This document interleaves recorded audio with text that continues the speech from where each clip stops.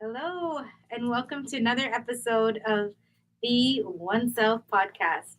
And I'm here today with my special guest from Grow Media, Marianne. Nice to have you. Thank you for having me. I'm so excited to be here. It's a wonderful experience. So thank you for I having know, me. I'm so excited. She saved the day, guys. She is an amazing woman. She's a business owner, photographer, video editing. You do it all. You have a team of people from Grow Yes. Media. Yeah, so I started in photography and I've been doing it. I went full time this year. Congratulations. Thank you. I started last year and we're starting to incorporate video as well and Great. podcasting. That's great. And then she has events too, guys. So she is a busy woman. Yes. So we have two businesses, Legacy of Leadership and Grow More Media. And our focus is to help entrepreneurs that want to get their message out there, That's great. giving them that opportunity. Awesome. I love that. I love that. And it fits right in with what my show is about. We cover 7 categories of wellness from emotional, financial, physical, spiritual, environmental, social, and fun. In fact, we were socializing just yesterday. We went to Yes. a really awesome event. Yes, we went to Network Live networking event here in Scottsdale, and it was amazing. We met so many wonderful people. Yes, It is yes. a great place to go. Definitely. And that's something with business everyone you need to know is like as you network, you meet people that can inspire you. And with her, I met her going to Network Live. I started in January going to their events, and then you just meet people organically, and then you build a friendship. Yes. And it's fun to do that and just grow and learn. Absolutely. I love that. I've met so many business besties there. In just getting to know them, share their story, and learn what they do. And I think that's where the community starts. Exactly.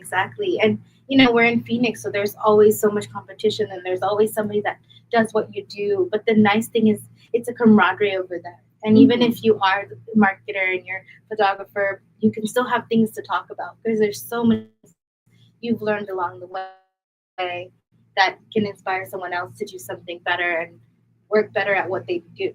Absolutely. Yes. So it's literally a camaraderie, guys. So I'm going to be picking her brain this episode on special topics that is close to her heart. So I want to know about your background in photography and publishing. So one of the things how we got started was photography, and what I love about photography is that you take an image and you're able to capture that, and it leaves a memory forever. Absolutely.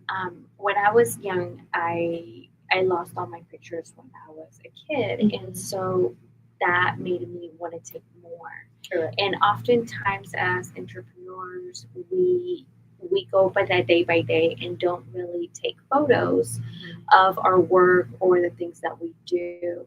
And so now people tend to buy from people they love, like, and Correct. trust. Correct. And so having that no factor of like taking small moments out of your day in the behind the scenes, people tend to love that as well, Absolutely. and they want to buy more from you. Mhm. Yes. And that's one of the things that we want to share for our customers. Correct. Absolutely. And I love that.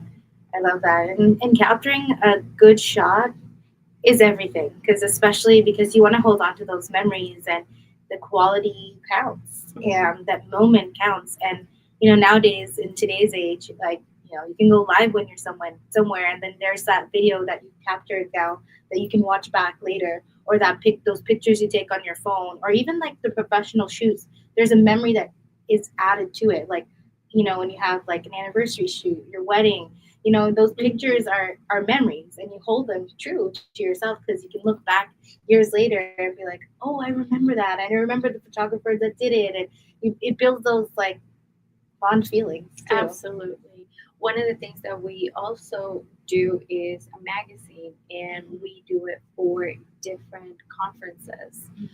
We launched two Cool. this year, and you can have a variety of things. So if you wanted to have all your speakers on there, and share their stories and what they do. Because oftentimes that day goes by so It fast. You're does. learning. It does. So if you have something tangible like a magazine about the Mhm. speakers Of and course. a little bio about Of them, course. the person that comes in can go back and see them and then reach Mhm. out to those speakers Exactly. and learn more. Exactly. And I know that some people also do it digitally when they go to events, but having a physical copy is kind of like a memory. Like some people I know, like my sister, she collects every single movie ticket she ever went to with her husband. And then she made this cork board and she puts all these movie tickets, like she glued them together like one of those vision boards.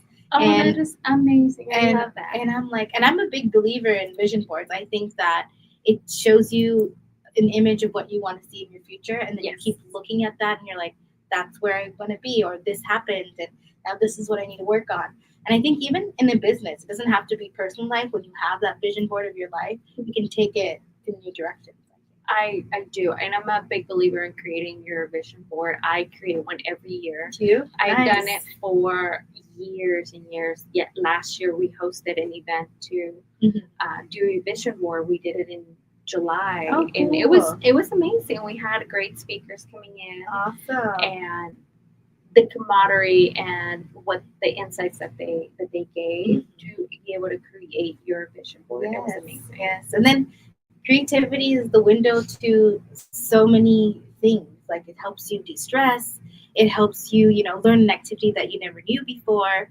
And just the bonding that happens at those events are pretty Yes. cool. And what people come up with, you're like, oh wow, I never thought about using that picture for describing, my mood or my future, Absolutely. So it's pretty cool.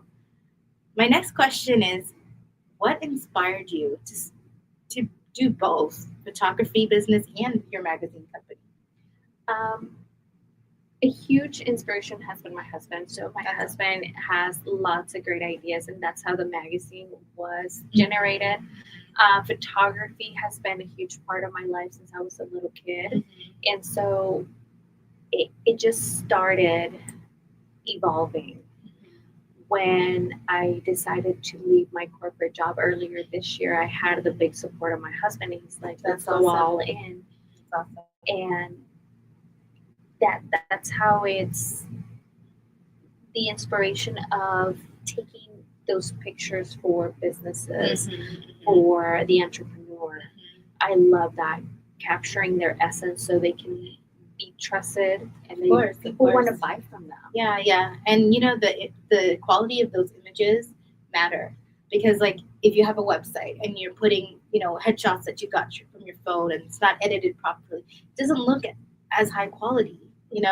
And even your messaging for your marketing materials, all of that counts. And just how you visualize your brand forward is like, are you investing in the image of what you are? Just like if you hired someone to be your image consultant, they're looking at you and saying, okay, this is the image you want to portray, because it's almost like, first time you meet somebody, you have like one shot to like, do they trust you? Do they not trust you? Do they want to talk to you or not? And they look at you. So they don't, before you even speak, they're already like, you're already being judged. They have an idea or a perception of you. So that's why even for your business, how you portray yourself forward, how you build your brand is really important. And having quality material really helps as well to be on par with your competitors. So my next question is, what is your photography style, and how has it evolved, do you think, in your years of photography? It's very bright and airy. I love bright pictures, so it's very bright and colorful. There's also a moody side to it, so I do like to do those dark photos, but it just depends really on the client. So you have the bright and airy or the moody side. Yeah, and pictures are worth 1,000 words, really. So you could see so many sides of a person just by what they're putting out there, and like their motifs, and there's I can go to like a museum and look at these artists, and I'm like, wow, I wonder how long it took to inspire them to make that thing happen.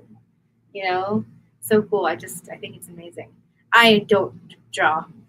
not one bit. So I admire women that and men, people of the creatives that do this because it's a whole it's an old animal of the day because one little color difference makes a difference to a client. It could be still red, but no, it's not that red that they want. There's so many hues. There is so many, yes, absolutely. So yeah. Anyways, moving on. What kind of clients or projects light you up the most? When I recently did a stylist, and she was so much fun because she had all these creative things that she wanted to do. So we set up her desk so we can do like the behind the scenes and her working and sketching.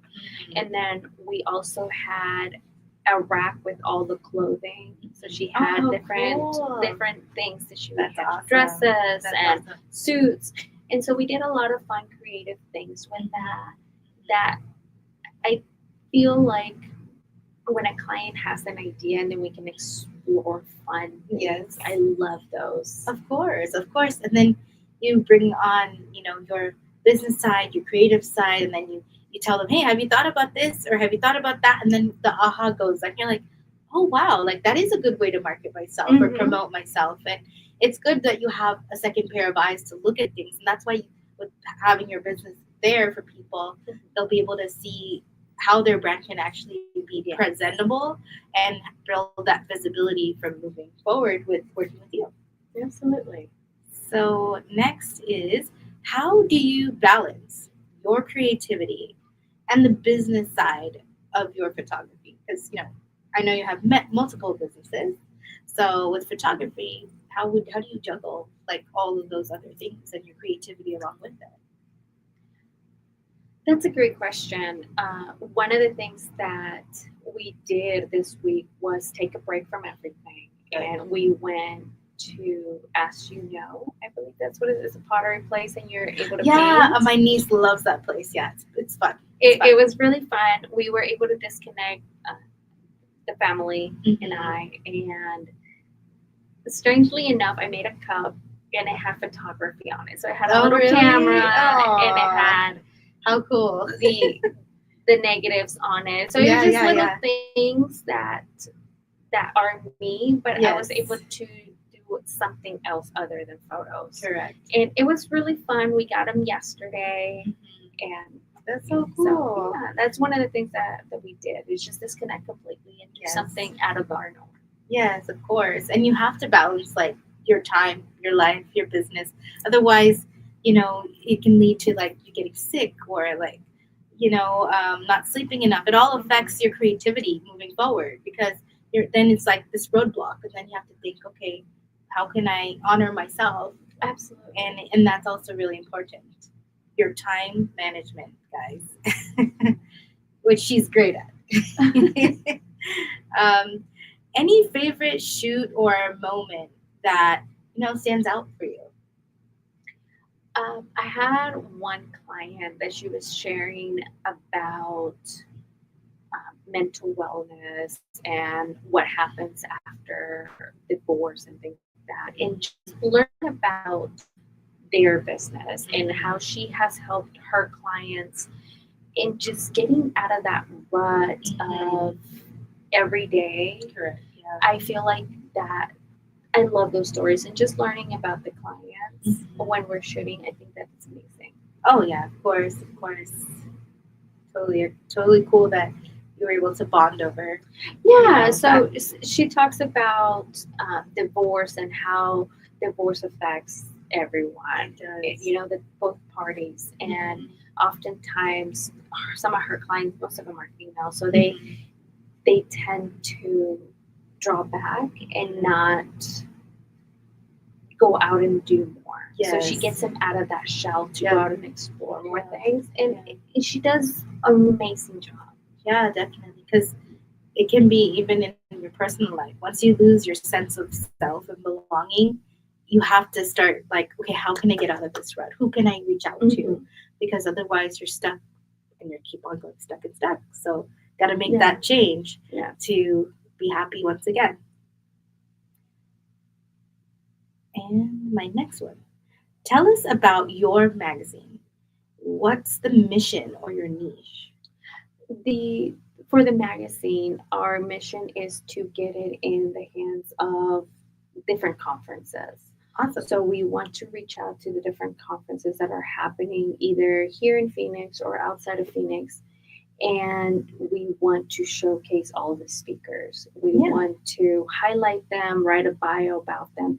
That way, when each person that comes to the event leave with something tangible, and they can go back and review who the speaker is, and if they want to reach out. Sometimes we get in the habit of talking to one person, or not in the habit, but we get in a rhythm and we just talk to one or two people. Correct. And we don't talk to all the speakers, and we may not know who they are, or we forget. And so you have something tangible that you can go back a couple days later and review it and then reach out. And then you get to share their stories, and then they can whenever they're ready, they can, oh, I have that magazine, let me contact that person. So it's and it's a memory too to have, like, from the event. So anybody who is looking to do an event and you need some material for them, make sure you contact her and she'll get you squared away. Next question. What sparked the idea to launch it? Your business, or what was that moment where you said, Chris, you're her husband, well, it's time for me to do this? I was doing photography, and it was just people were asking for it. People were, hey, can you take a picture of us? Can you come and photo shoot my event? And I was like, yeah, absolutely. And so it just organically happened. We're like, okay, let's do it. And at that time, I was still working for my 9-to-5. So I've been only doing it for like about a year and a half. And this year I went full time. And so it's all hands on deck. This is what we're doing. We're going to more events. We're doing brand photography for small businesses. That's great. And the thing is, you took that chance, you took that risk, and like, in your heart, this is who I am, this is what I've always wanted to do, this is how I'm going to make other people also branded better, and my vision is going to come to life with my business. Yes. So that's great.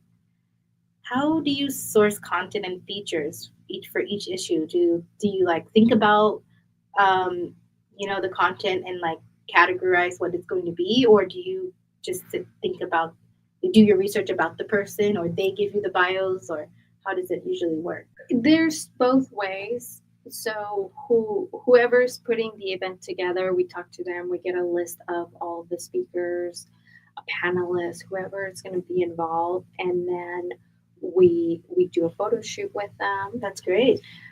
And then we do a interview process.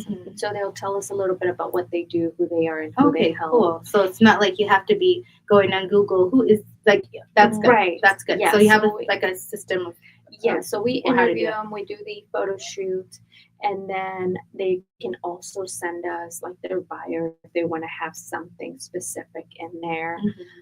Great. So there is this process that goes through it. That's great, because there's people that, even for the universities and stuff, like when they do events or nonprofits, it's always something that, when they can use, because they always have pamphlets about the event. And usually it's like a flyer or like a, trifold. So in this instance, you get more information, and I think it's great. I think that it's going to work out really well. Thank you. I appreciate it. You're welcome. And what advice would you give other illustrators trying to pursue their passion? Illustrators, maybe I'll give it to photographers that are trying to follow their passion. Usually, everybody's different when it comes to photography. Everybody has their niche or the way that they edit, and people will find you. People will gravitate towards you, no matter what. So if it's the way that you edit, the way you make them feel during the photo shoot, the way that you post them. So people will come to you. You just have to be yourself, and then the people will come. Absolutely, absolutely. We did that question, so we're on to number this one. What has been your biggest lesson in juggling two creative businesses? There is a lot. Um, Being an entrepreneur, you have to do taxes, you have to do marketing, you have to do your actual work, take Yes. photos and edit them, Yes. do the magazine. So there's a lot. You have to network, and it's trying to balance it. And oftentimes we try to do everything. So the biggest lesson is do what you do and outsource the rest. Yes, that is a good lesson.